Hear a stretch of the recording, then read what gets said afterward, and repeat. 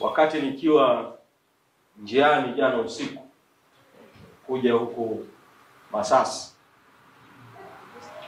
nikapewa taarifa kwamba kwenye mitandao ya kijamii kuna kauli ya msajili wa vyama vya siasa na kwamba amempa katibu mkuu wa Chadema wiki moja ili katibu mkuu atoe majibu juu ya barua ambayo yameandikiwa na mwanachama mmoja wa Chadema kuhusu uhalali wa kikao cha baraza kuu la chama tarehe 22 mwezi Januari mwaka 2025 kilichothibitisha uteuzi wa katibu mkuu wa chama, manaibu katibu wakuu na wajumbe wa kuteuliwa wa kamati kuu ya chama.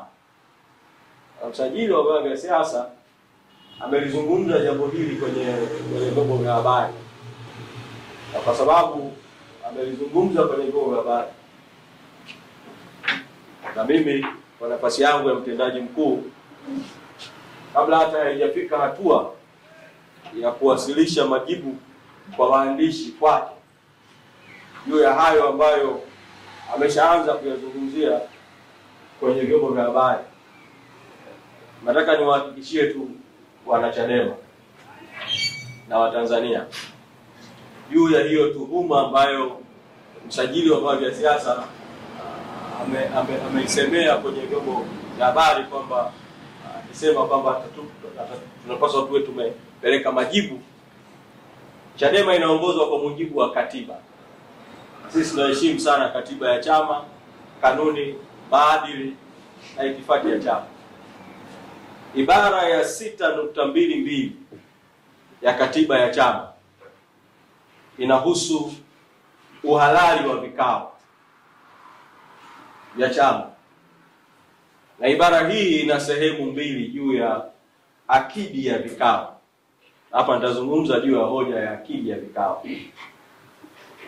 Sehemu ya kwanza ni ibara ya 6.22A inayotamka maneno yafuatayo: kutahitajika akidi ya 50% ya wajumbe kwenye kikao halali cha ngazi ya kawaida. Alafu 6.22B nazungumza akidi nyingine: lakini vikao halali vya kurekebisha au kubadilisha katiba au vya uchaguzi na sera za chama vitahitaji akidi ya 75%.